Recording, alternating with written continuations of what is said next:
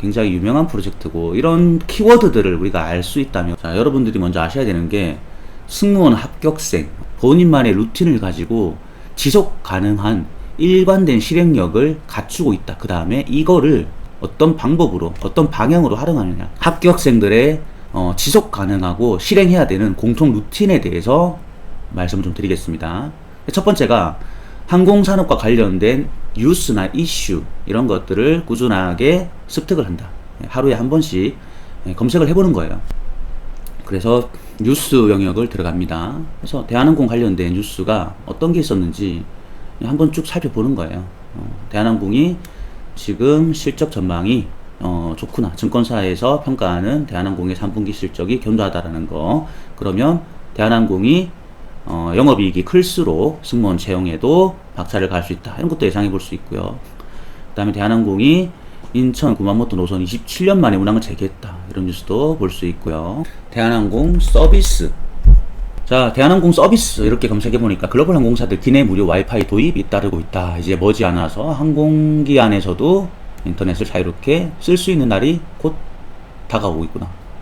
정지 궤도 위성 기반으로 서비스를 제공하며 장거리 무제한 이용 기준 3만원 정도를 받는다. 이거 한번 볼게요.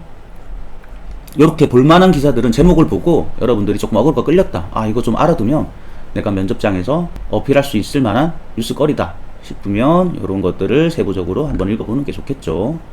그래서 장거리 비행할 때 넷플릭스까지 잘 볼 수 있다. 스타링크로는 유튜브 넷플릭스 동시재생이나 줌 화상 회의까지 가능했다. 스타링크는 여러분 아시다시피 테슬라 CEO 일론 머스크가 지구상 저궤도에 인공위성을 한 45,000개 정도 띄워서 지구 전역 어디에서도 인터넷이 되게끔 만든 그 유명한 프로젝트죠. 스타링크 프로젝트로 인해서 이 러시아와 우크라이나 전쟁에도 그 전쟁 초반에 정보전 양상을 띄기 마련인데, 그때 미국이 우크라이나의 스타링크를 활용해서 러시아 군의 위치라든지 이런 여러 가지 정보들을 제공했다라는 썰이 있는데, 이건 좀 번외로 이야기하는 거지만, 그만큼 이 스타링크 프로젝트는 인류 역사에 있어서 한 획을 긋는 굉장히 유명한 프로젝트고, 이런 키워드들을 우리가 알 수 있다면, 미리 좀 이해하고 알 수 있다면 이런 부분들에 대해서 자연스럽게 설명하고 어필할 수 있다라는 거죠.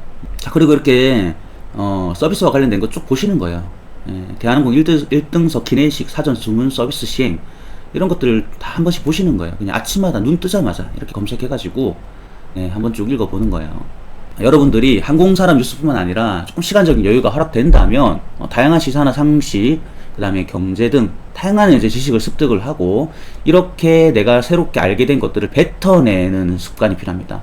그러자면 뭐 독서 모임이라든지 아니면 뭐 동아리 활동이라든지 동호회 활동이라든지 어떤 단체에서 뭔가 발표할 기회들을 많이 늘려 가셔야 돼요. 아니면 유튜브를 통해서 여러분들이 직접 여러분들이 촬영된 모습들을 편집해 본다든지, 어떤 식으로든 인풋이 들어오면 아웃풋이 나가는 형태의 그런 루틴을 갖추셔야 돼요. 그렇게 함으로써 풍부한 어휘력과 표현력, 연출력을 갖출 수 있다.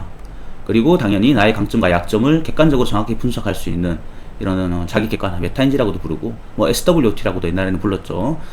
강점, 약점, 장점, 단점, 그 다음에 내가 잘하는 거, 좋아하는 거, 못하는 거, 싫어하는 거, 이런 것들의 공통 분모, 이런 것들을 쭉 한번 적어서 이런 것들을 기반으로 마인드맵도 적어보고, 그 다음에 또 여러분들이 고등학교 시절부터 대학교 시절까지 그 경험 맵이라고 해서 경험을 근거로 해서 내가 어떤 지식과 영향을 습득했는지, 이러한 것들을 어떻게 또 어필할 수 있는지, 그런 것들도 만들어보고, 사실 자소서의 시작이 이 마인드맵, 경험맵 이런 것들인데, 그런 것들 한 번도 만들어보지 못했다, 내지는 그런 것들을 만드는 방법이 좀 필요하다라고 하시면 언제든지 쌤한테 카톡이나 메일 보내주시면 그와 관련된 자료들을 무료로 보내드리겠습니다.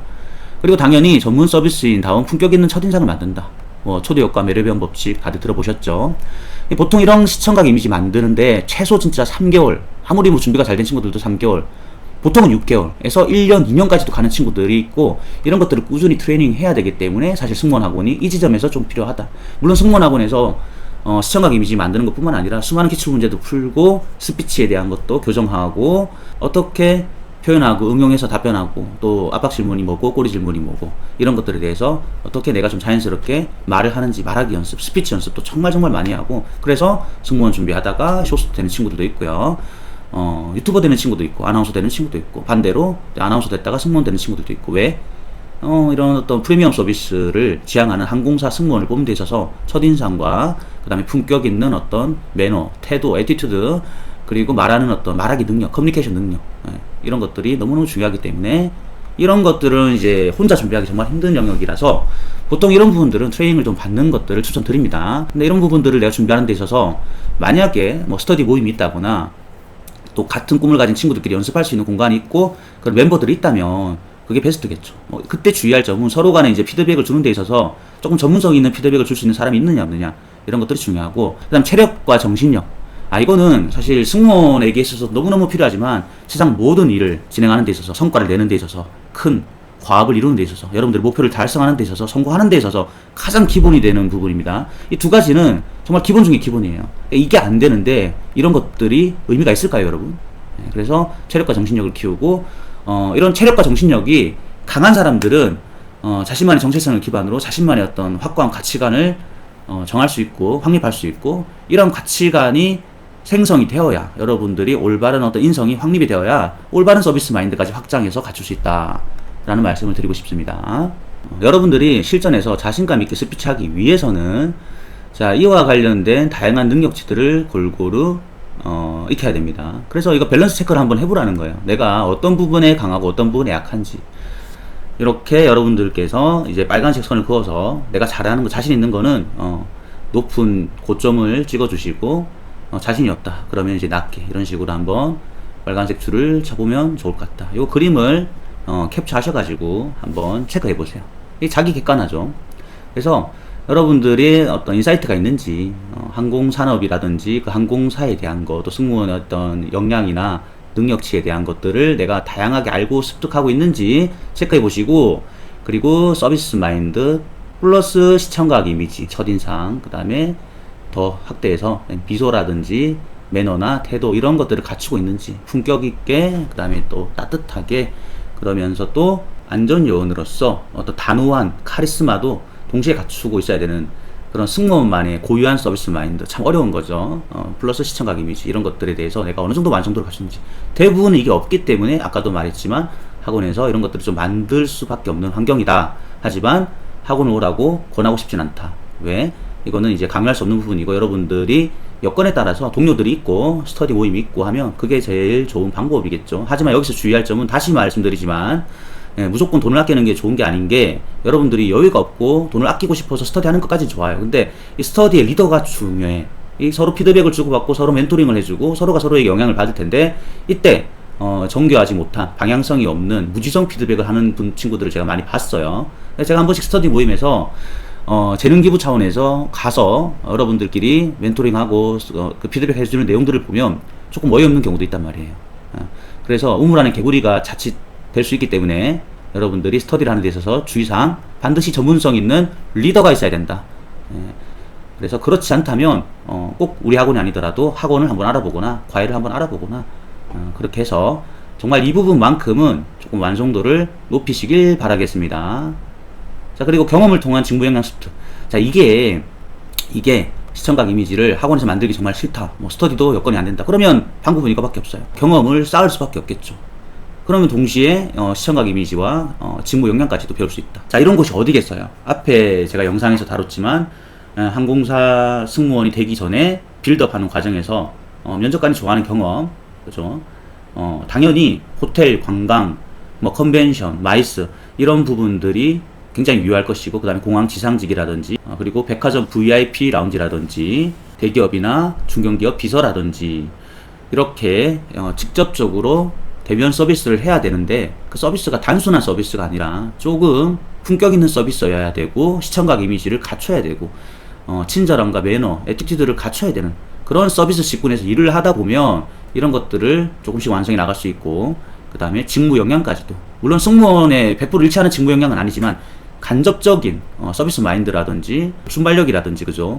더 나아가서 일을 오랫동안 한다는 거는 체력과 정신력이 필요하기 때문에 자기관리 영역이 포함되기 때문에 그런 부분까지도, 그래서 승무원의 직무 역량 일부를 경험을 통해서 습득할 수 있기 때문에, 여러분들이 만약에 학원에서 준비하기가 어렵다, 스터디도 힘들다, 그러면 이 부분과 이 부분을 동시에 해결할 수 있는 게 바로 경험이다. 어디? 양질의 경험. 여기서 중요한 거는 양질의 경험을 통한 직무 역량을 습득한다. 근데 이제 보통 이것만 가지고도 안 되기 때문에 이걸 또 따로 준비하는 게 맞긴 맞아요. 네, 이 승무원이 갖춰야 되는 승무원만의 이미지가 있고 또 톤이 있고 그죠? 발성이 있고 그다음에 그 어떤 느낌이라는 게 있고 바이브라는 게 있고 그래서 이런 부분들은 승무원 강사님을 통해서 내가 직간접적으로 영향을 받고 피드백을 받고 또 직접적으로 승무원 직무 역량에 대해서 하나하나 배워가면서 승무원 다운 시청각 이미지를 만들 수 있기 때문에 학원 도움이 필요한데 아무튼 이런 것들을 학원에서 배우기 어렵다. 그러면 간접 경험을 통해서라도 배울 수 있다. 그러니까 이 경험이 이 시청각 이미지를 따로 떼놨는데 이게 안 된다. 학원을 다니는 여건이 안 된다. 그러면 양질의 경험을 통해서 이것까지 갖추고 있어야 된다. 그 다음에 어학 스펙은 당연히 기본이다. 그러면서 글로벌 마인드, 다국 문화에 대한 수용력을 키운다. 다양한 나라에 대한 어떤 문화나 풍습 이런 것도 이해를 하는 노력을 한다. 뭐 해외에 나가보는 것도 좋겠고 다른 나라의 문화에 대해서 또 관심을 가지면서 유튜브라든지 책을 통해서 지식을 습득하는 것도 좋겠고 자 그리고 마지막으로 텐션입니다. 이게 이제 또 체력과 관련된 부분인데 체력이 좋아야 텐션이 높죠. 그 다음에 또 약간 성향과 또 관련된 부분이죠. 약간 외향적 성향. 그리고 또 이렇게 텐션이 높아야 우리가 자주 웃을 수 있고 상대방의 말에 맞장구 쳐줄 수 있고 리액션 해줄 수 있고 또한 순발력이라는 것도 저는 이제 체력과 텐션에서 나온다고 봐요. 그래서 텐션 이런 것들도 중요하다. 여기다가 체력 포함할게요. 체력과 텐션. 자 그리고 이거는 이제 좀 탑다운 방식으로 풀어보는 건데 이건 전체적인 부분이고 조금 더 디테일하게 들어가면 이제 서비스 마인드 이게 서비스 마인드를 진짜 바꿔가지고 여러분들이 글로벌 마인드라고 할 수도 있는 거예요. 여기다가 이제 어학 스펙이라든지 내가 또 외국 문화에 대한 이해도라든지 그다음에 외국에 대한 어떤 경험이라든지 그다음에 그 나라의 현지에서 뭐 아르바이트 경험이라든지 이렇게 바꿀 수 있는 겁니다. 바꿔가면서 체크를 해보는 거예요. 지금 일단 서비스 마인드. 서비스 마인드는 시청각 이미지의 완성도, 그다음에 사교성, 친절함, 매너, 나의 태도, 그다음에 내가 서비스업에 종사하고 있을 때, 일을 하고 있을 때 다양한 상황에 대해서 어느 정도 순발력 있게 대응할 수 있는지 그런 상황 대처 능력, 순발력, 문제 해결 능력이라고 볼 수 있겠죠. 그 다음에 프리미엄 서비스에 대한 경험치, 서비스 직무에 대한 이해도 이런 것들에 대해서 다양하게 제목을 바꿔가면서 여러분들이 가지고 있는 역량들을, 역량의 밸런스들을, 지식의 밸런스들을 체크해 보시길 바라겠습니다. 그래서 이런 것들은 제목을 바꿔가면서 여러분들이 디테일하게 쪼개가지고 내가 다양한 어떤 구성 요소들, 뭐 서비스 마인드든, 뭐 체력이든, 인사이트든, 여러분들이 바꿔서 그 구성 요소들을 채워 넣어서 거기에서 내가 잘하는 거 뭐고 못하는 거 뭔지 끊임없이 여러분들 스스로 밸런스 체크를 하면서 자기 객관화의 어떤 완성도를 높여가면서 메타인지를 키우는 이 과정이 선행되어야 여러분들이 올바른 방향으로 역량을 키워 나갈 수 있다라는 말씀을 드리는 거예요. 자, 추가적으로 나를 구성하는 요소가 뭔지, 포지셔닝과 연출이 뭔지 다양한 내용들이 있는데 이런 것들은 추가적으로 쌤이 시간이 되면 2부에서 다루도록 하겠습니다. 매일 꾸준히, 주말은 쉬어도 됩니다. 하지만 그 주말 외에 매일 꾸준히 지속 가능하게 일관되게 실행하셔야 여러분들이 기출문제를 막 쓰고 외우고 그런 식의 정말 어설픈 부자연스러운 면접 준비가 아니라 정말 자연스러운 나만의 스피치, 나만의 표현력을 구사할 수 있고 그런 것들이 면접관에게 임팩트 있게 다가가고 차별화되게 다가가고 나만의 고유한 어떤 스타일로서 어필할 수 있다는 것을 꼭 기억하시길 바라면서 마무리하겠습니다. 감사합니다.